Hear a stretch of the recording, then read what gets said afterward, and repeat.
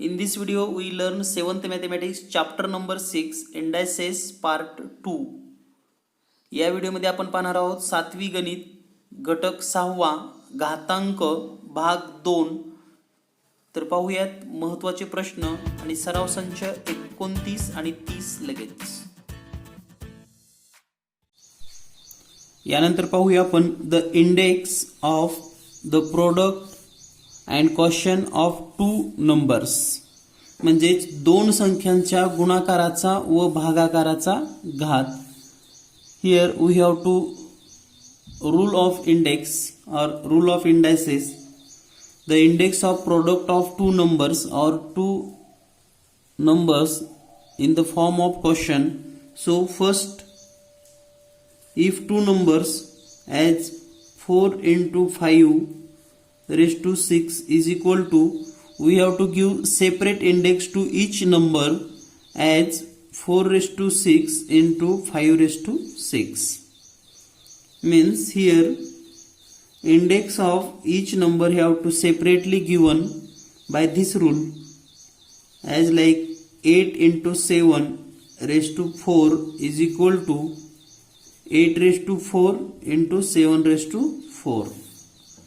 तर या उदाहरणामध्ये तुमच्या लक्षात आलं असेल, दोन संख्यांचा जर गुणाकार असेल 4 गुणिले 5 कंसाचा घातांक 6 असेल, तर हा 6 घातांक प्रत्येकाला सेपरेट दिला जातो. म्हणजे 4 गुणिले 5 कंसाचा घातांक 6 म्हणजेच 4 चा 6वा घातांक गुणिले 5 चा 6वा घातांक. दुसरं उदाहरण जर पाहिलं आपण 8 गुणिले 7 कंसाचा 4था घातांक बरोबर 8 चा 4था घातांक गुणिले 7 चा 4था घातांक. तर या पद्धतीनं, आणि याला जनरल फॉर्म मध्ये असं लिहिलं जातं, a into B raise to bracket m is equal to a raise to m into b raise to m. Means the index gives to separate to each term. तर या पद्धतीने हा नियम लक्षात ठेवा. यानंतर for question 9/4 raise to 5 is equal to 9 raise to 5/4 raise to 5. Means give separately as in multiplication, same in division. Next 8/3 raise to 9 is equal to 8 raised to 9/3 raised to 9. Same way, in a general equation, a upon b raised to m is equal to a raised to m upon b raised to m. This is a general form. तर या पद्धतीने या ठिकाणी तुमच्या एक गोष्ट लक्षात आली असेल, 9/4 कंसाचा घातांक जर 5 असेल तर आपण हा घातांक 9 ला सेपरेट आणि 4 ला सेपरेट लिहायचा आहे.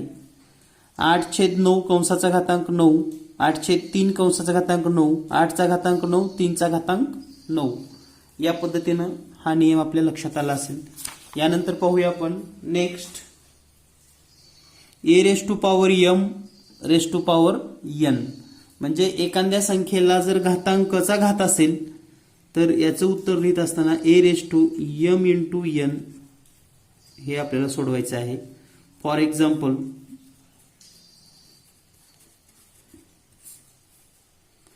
4 raise to 2 raise to 3 is equal to 4 raise to 2 into 3 is equal to 4 raise to 6.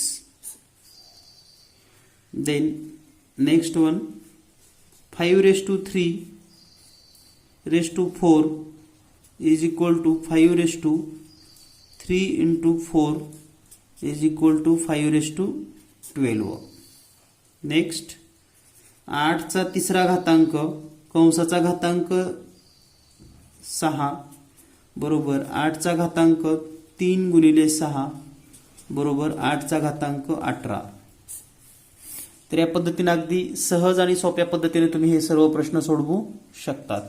यानंतर पाहूया आपण next all index rule with 1 page. तर एकाच पानावर आपण सर्व नियम पाहणार आहोत.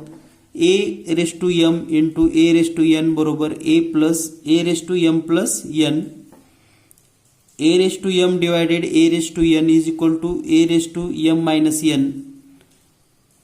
if a raised to 1 or any numbers index 1, that its value same. A raised to 0 is equal to 1. Here a is not equal to 0. A raised to minus m is equal to 1 upon a raised to m. A into b raised to m is equal to a raised to m into b raised to m. A upon b raised to m is equal to a raised to m upon b raised to m. A raised to m raised to n is equal to a raised to m into n. And lastly a raised to b raised to minus m, and write its inverse and plus m. Using all these rule, तर या सर्व नियमांचा वापर करून हे नियम आपण आत्ताच पाहिलेले आहेत. तर कोणतंही गणित सोडवण्यासाठी हे नियम अतिशय महत्त्वाचे आहेत. हे नियम कायमस्वरूपी लक्षात ठेवा. नक्कीच याचा आपल्याला वापर होणार आहे. यानंतर पाहूया आपण पुढील भाग. m raised to 1 lakh. These 1 lakh you can write as is a simple form m raised to 10 raised to 1 2 3 4 5 10 raised to 5. तर हे आपल्याला संक्षिप्त रूपामध्ये लिहिण्यासाठी अतिशय महत्त्वाचं आहे. यानंतर आणखी एक उदाहरण पाहूया आपण. 250 गुणिले 250 into 10,000 is equal to, this is 25 as it is, and total 0 1 2 3 4 5, so into 10 raised to 5. Same way you can write, suppose that 3 4 8 0 0 0 0 0 0. Here 348 into 1 2 3 4 5 6 10 raised to 6. Same you can written as 34.8 into 10 raised to 7. Same 3.48 into 10 raised to 8. This is the form of 10th power. So use it to write a short. यानंतर पाहूया आपण पुढील भाग. Practice set 29 सोपे रूप द्या. म्हणजे simplify करायचे आपल्याला या ठिकाणी. तर सिम्प्लिफाय करत असताना या ठिकाणी पहिला जो प्रश्न आहे, the first question is given as 15 upon 12 raised to 3 bracket raised to 4 is equal to its solution as like, in square bracket in curly bracket 15 upon 12 raised to 3 bracket close raised to 4 is equal to 15 raised to 12 3 into 4 is equal to 15 raised to 12 raised to 12 is equal to 15 raised to 12 upon 12 raised to 12, and this is a simple form. Both these answers are correct. Now next question.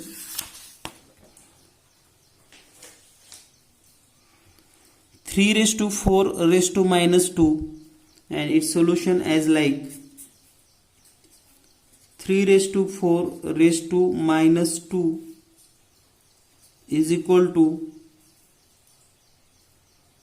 1 upon 3 raised to 4 plus 2, because the minus 2 become plus 2 in denominator, so is equal to 1 upon 3 raised to 4 into 2 is equal to 1 upon 3 raised to 12. This is a correct simple form. Now the next question.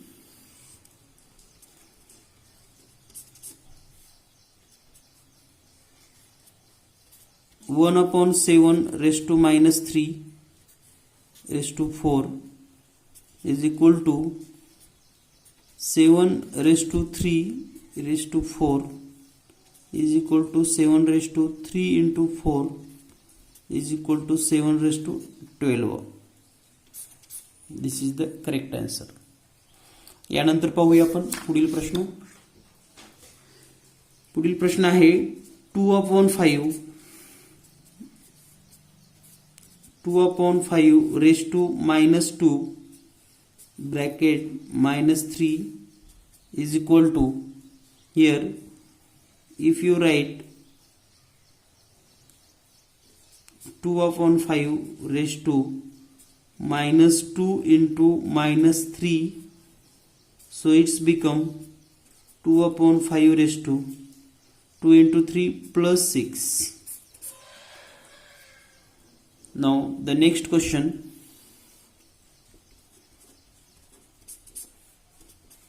6 raised to 5 raised to 4 is equal to 6 raised to 5 into 4 is equal to 6 raised to 20. Then next question,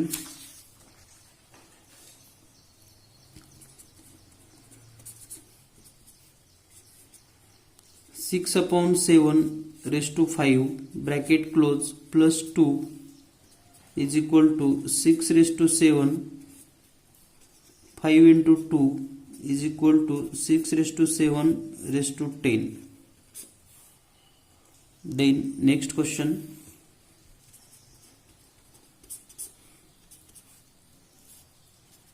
5/8 raised to 3 bracket -2 is equal to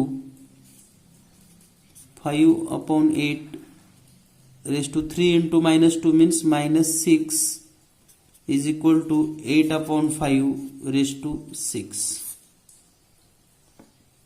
Now the next question, question number 7.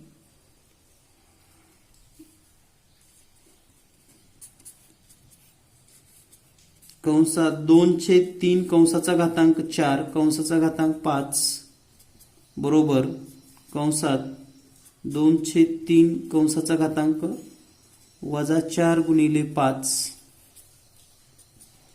2/3 कंसाचा घातांक -20 is equal to, याला आपण inverse जर लिहिलं 3/2 raise to 20.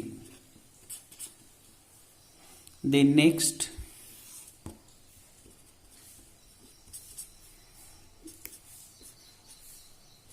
3/4 raised to 6 raised to 1 is equal to 3/4 raised to 6 into 1 is equal to 3/4 raised to 6, same as it is.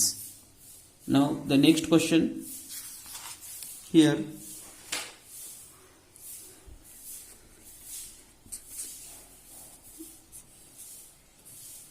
2/5 raised to -3 bracket raised to 2 is equal to 2/5 raised to -3 into 2 is equal to 2/5 raised to -6 is equal to 5 raised to 2 raised to plus 6, because 2/5 5/2. Then next second question, make a positive index. So 2/7 raised to -2 is equal to 7/2 raised to 2, because 2/7 7/2. Next question, 11/3 raised to -5 is equal to 3/11 raised to -5. Then next 1/6 raised to -3 is equal to 1/6 raised to -3 is equal to 6/1 raised to -3 means 6 raised to plus 3.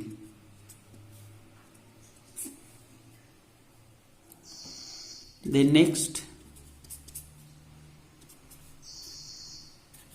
y raised to -4 is equal to y/1 raised to -4 is equal to 1/y raised to plus 4.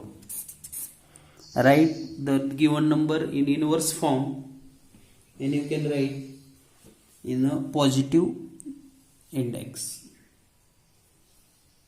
Now the next question, finding the square root of perfect square. पूर्ण वर्ग संख्यांचे वर्गमूळ काढणे हा भाग आपण या ठिकाणी पाहणार आहोत. तर या ठिकाणी वर्गमूळ काढत असताना अवयव पद्धतीने आपण वर्गमूळ काढतो. ज्या संख्यांची वर्गमूळ पाठ आहेत तुम्ही ते डायरेक्ट लिहू शकतात. For example 16. तर वर्गमूळ काढणे म्हणजेच काय, तर स्क्वेअर रूट साठी हे चिन्ह आहे.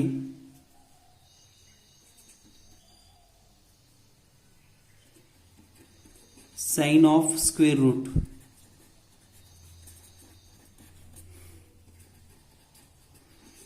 वर्गमूळाचे चिन्ह, याला आपण स्क्वेअर रूट असं म्हणतो. स्क्वेअर रूट किंवा मराठीमध्ये वर्गमूळ. जर आपण हे असं लिहिलं, वर्गमुळात 16 बरोबर 4, वर्गमुळात 49 बरोबर 7. तर या ठिकाणी जे 49 आहे किंवा 4 आहे, तर 4ला आपण जे 16 आहे त्याला आपण असं लिहू शकतो 4 गुणिले 4. जेव्हा आपण या ठिकाणी वर्गमुळाचं चिन्ह वापरतो तेव्हा या 2 4 पैकी एक 4 याचं उत्तर येतं. सेम त्याच पद्धतीनं 49 म्हणजे 7 गुणिले 7 बरोबर 49. And Wien use square root sign to 49, its value becomes 7. Means this square root sign have the power to find out the square root. तर या ठिकाणी हे वर्गमूळाचं चिन्ह वापरल्यानंतर आपण या ठिकाणी वर्गमूळ काढू शकतो. त्याचबरोबर वर्गमूळ काढत असताना 2 वर्गमूळ निघतात, ऋण आणि धन. म्हणजे square root always in 2 form. Suppose -5 into -5 is equal to +25, and +5 into +5 also +25 means square root of 25 is equal to +5 or -5. Means any perfect square number have 2 root, 1 positive and 1 negative. म्हणजे प्रत्येक वर्गसंख्येला एक ऋण आणि एक धन अशी 2 वर्गमूळ असतात. तर या पद्धतीनं वर्गमूळ ही संकल्पना आपल्या लक्षात आली असेल. Square root of any number. Now we have to finding the square root by factor method. अवयव पद्धतीने वर्गमूळ काढणे. अवयव पद्धतीने वर्गमूळ काढणे. Finding the square root by factor method. तर अवयव पद्धतीने वर्गमूळ कसं काढायचं, तर याचं एक आपण उदाहरण पाहूयात. 2 पद्धतीने आपण अवयव काढू शकता. फॉर एक्झाम्पल 196 आपल्याला स्क्वेअर रूट फाइंड आउट करायचं आहे. तर पहा, its solution like 196 is equal to 2 into 2 ने याला डिव्हिजन करा. 2 9 चा 1, 2 8 चा 16, 2 into 2 into 2 4 चा 8 1 and 2 9 चा 18 is equal to 2 into 2 into 49 means 7 into 7 means 196 is equal to 2 into 2 7 into 7, while square root of 196 is equal to put one of the pair. म्हणजे या pair मधून एक घ्यायचं आहे आपल्याला, हे 2, आणि या पेयर मधून एक 7 is equal to 14, and this is the square root of 196. म्हणजेच दिलेल्या संख्येचे आपणास प्राइम फॅक्टर फाइंड आउट करायचे. प्राइम फॅक्टर फाइंड आउट केल्यानंतर ते मल्टीफॉर्म मध्ये आपण लिहिणार आहोत. जेव्हा आपल्याला स्क्वेअर रूटचं साइन यूज करायचं किंवा स्क्वेअर रूट काढायचं तेव्हा त्यांच्या पेयर बनवून पेयर मधलं 1 and this pair 1 take and its multiplication and then this is a square root of particular number. तर या पद्धतीने आपण दिलेल्या संख्येचं वर्गमूळ काढू शकतो. हेच अवयव तुम्ही या पद्धतीने पण काढू शकतात. समजा स्क्वेअर रूट 196 फाइंड आउट करायचं आहे, तर 196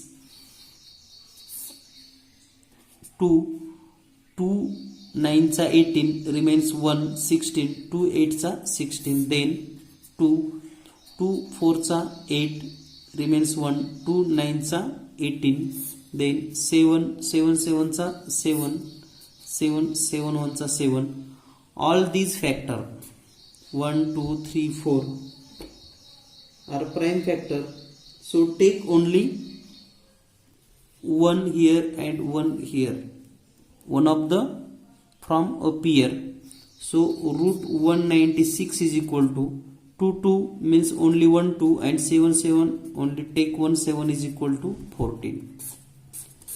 whatever may be method you can use. तर यापैकी कोणतीही पद्धत तुम्ही वापरू शकतात आणि वर्गमूळ काढता येतं किंवा अगदी सहज सोप्या पद्धतीने तुम्ही वर्गमूळ काढू शकता. तर यावर आधारित आपण डायरेक्ट प्रॅक्टिस सेट पाहूयात. त्यापूर्वी आपल्याला square root by division method हा एक संकल्पना किंवा ही एक संकल्पना पाहिजे आहे. तर स्क्वेअर रूट ऑफ डिव्हिजन मेथडने कसं काढायचं हे आपण समजून घेऊयात. तर या ठिकाणी एक उदाहरण दिलेलं आहे तेच आपण समजून घेऊयात. 9801. तर या संख्येचा आपल्याला भागाकार पद्धतीने वर्गमूळ कसं काढता येईल हे आपण या ठिकाणी समजून घेणार आहोत. तर या ठिकाणी पहा, दिलेल्या संख्येमध्ये केव्हाही फ्रॉम राईट साइड 2 नंबरचे आपल्याला या ठिकाणी असे मार्क करून घ्यायचे आहेत. these 2 number and these 2 number. then here the 98. तर या ठिकाणी 98 आलेला आहे. तर अशी या ठिकाणी एक संख्या आपण घेणार आहोत की त्याच संख्येचा त्याच संख्येशी गुणाकार हा 98 पेक्षा कमी असावा. तर 9 जर घेतला आपण तर 9 या ठिकाणी पण 9च घेणार आपण. तर 9 9 81 here 9 9 81 9 9 18 and its subtraction 8 minus 1 7 9 minus 1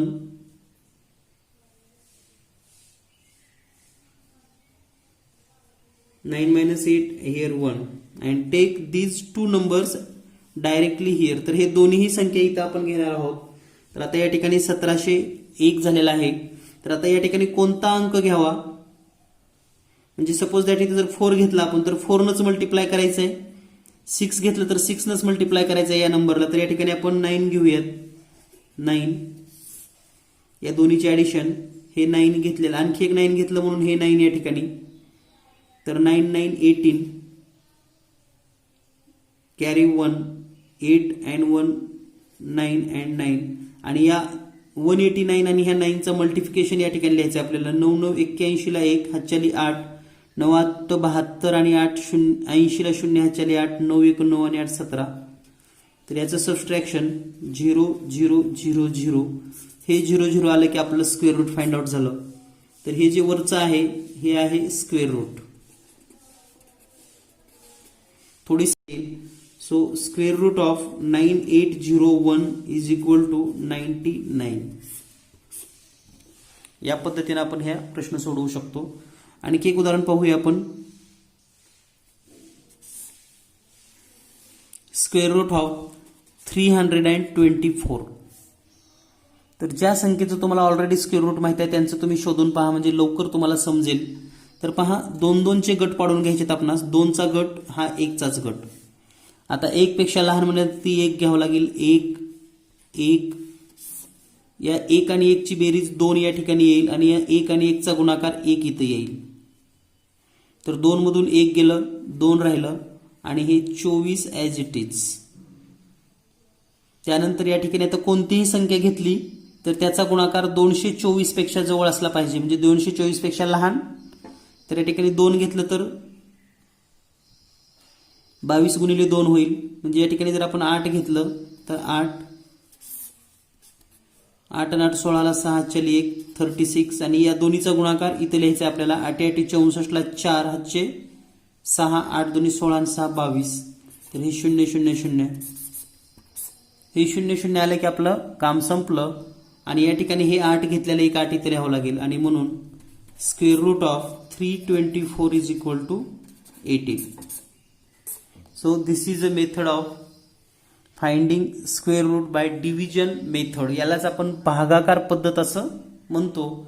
या पद्धतीने नक्की उदाहरणं सोडवा, लवकर सोडवता येतील. यानंतर पाहूया आपण next practice set 30 find the square root. तर या ठिकाणी आपल्याला स्क्वेअर रूट फाइंड आउट करायचं आहे प्रॅक्टिस सेट 30 मधून. तर पहिला जो भाग आहे स्क्वेअर रूट ऑफ 625. तर पहा 625 चं स्क्वेअर रूट आपल्याला फाइंड आउट करायचं आहे. So by factor method 625 is equal to 625 is equal to 5 into 5 1 चा 1 रिमेन्स 1, 5 2 चा 10 रिमेन्स 2, 5 5 चा 20, then 2 into 5 into 5 into 25, next 5 into 5 into 25 means 5 into 5, and here 6 to 5. Next square root of 6 to 5 is equal to, make pairs and take one of each. 5 into 5 25, and hence square root of 6 to 5 is equal to 25. The next question,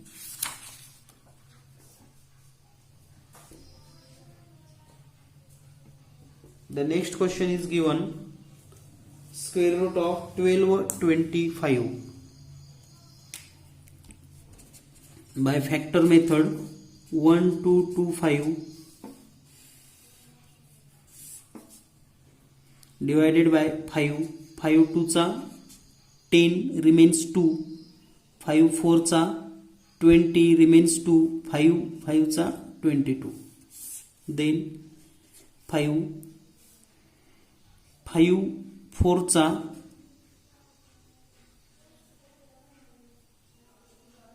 20 remains 4, 5 9 चा 45, then 7 7 चा 49, 7 7 1 चा. So this factor, so square root of 1 2 2 5 is equal to one of each, means 5 into 7 is equal to 35. So square root of 1 2 2 5 is equal to 35. म्हणजे या ठिकाणी जे काही factors येतील किंवा मूळ अवयव येतील त्या जोड्या बनवायच्या आणि जोडीपैकी एक घ्यायचं या ठिकाणी गुणाकारामध्ये. म्हणून 5 आणि 7 पैकी एक एक आपण घेतलेलं आहे. यानंतर पाहूया आपण next question.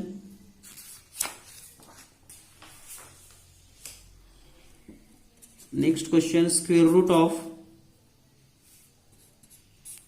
289 is equal to, then 289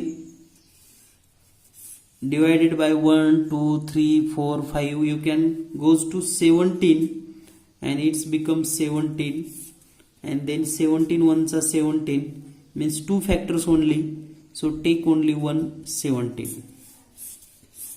289 चं वर्गमूळ किती येईल 17. यानंतर पाहूया आपण next question. Here the next question, factor method. So by factor method 496 is equal to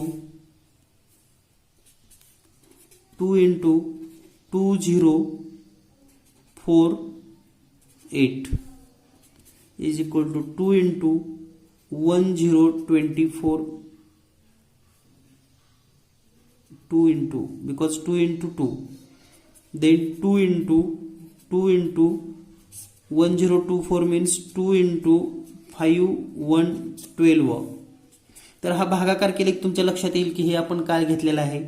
त्यानंतर 2 गुणिले 2 गुणिले 2 गुणिले 512 म्हणजेच 2 गुणिले 256 बरोबर 2 गुणिले 2 गुणिले 2 गुणिले 2 गुणिले 2 गुणिले 156 म्हणजेच 128 बरोबर 2 गुणिले 2 गुणिले 2 गुणिले 2 गुणिले 2 गुणिले 128 म्हणजे 2 गुणिले 64 तर हे फॅक्टर केल्यानंतर आपल्या लक्षात येईल 2 गुणिले 2 गुणिले 2 गुणिले 2 गुणिले 2 गुणिले 2 गुणिले, तर पहा 1 2 3 4 5 6 6 आलेले आहेत हे फॅक्टर. आणि 64 म्हणजे पुन्हा 2 into 2 into 2 into 2 into 2 into 2 6 times 1 2 3 4 5 6 times for 64. So total pair root 4096 is equal to total 1 2 3 4 5 6 and 1 2 3 4 5 6 म्हणजे pair 1 pair 2 pair 3 pair 4 5 6 pair. So 2 into 2 into 2 into 2 into 2 into 2 1 2 3 4 5 6 and its multiplication 64. And hence the square root of 496 is equal to 64. तर या पद्धतीने तुम्ही हा प्रश्न सोडवू शकता. यानंतर पाहूया आपण पुढील प्रश्न. पुढील प्रश्न आहे 1089. So it's solution by both way, factor and division method. So first factor method 1089 by factorially divided by 3 3 3 चा 9 remains 1 3 6 चा 18 3 3 चा 9 3 3 1 चा 3 3 2 चा 3 1 चा 11 11 1 चा and 1 चा 11 1 चा. so factors 3 3 11 11. so square root of 1089 is equal to 1 of and 1 of म्हणजे या दोन्हीपैकी एक आणि खालच्या दोन्हीपैकी एक 33. Square root of 1089 means 33. And same problem by division method 1089 by division method. Here group of 2 2 म्हणजे या ठिकाणी पहा या दोन्हीचा एक ग्रुप केला आपण, या दोन्हीचा एक ग्रुप केला, तर याला 3 न डिव्हिजन जाईल म्हणजे या ठिकाणी 3 3चं डिव्हिजन 3 3 9 3 आणि 3 6. या ठिकाणी तर 10 मधून 9 गेले 1 राहिलं आणि हे 89 ॲज इट इज. आता या ठिकाणी पुन्हा आपल्याला 3 घ्यावं लागेल. 3 यांची बेरीज येईल 66 आणि हे 3 3 घेतलेलं इथे एक 3 आणि या दोन्हीचा गुणाकार इथे लिहायचा 3 3 9 3 संग 18. सबस्ट्रॅक्शन करा 0 0 and this is a square root. so square root of 1089 is equal to 33. in this way we can solve all these problem as a factor method and by division method to find the square root. तर अशा पद्धतीने आपण अवयव पद्धतीने आणि भागाकार पद्धतीने सुद्धा वर्गमूळ काढायची मेथड पाहिलेली आहे. सर्व प्रश्न सोडवून घेतलेले आहेत. प्रॅक्टिस करा, पुन्हा पुन्हा प्रश्न लिहा, नक्कीच भरपूर फायदा होईल. भेटूया लवकरच पुढील व्हिडिओमध्ये. धन्यवाद. Thank you very much.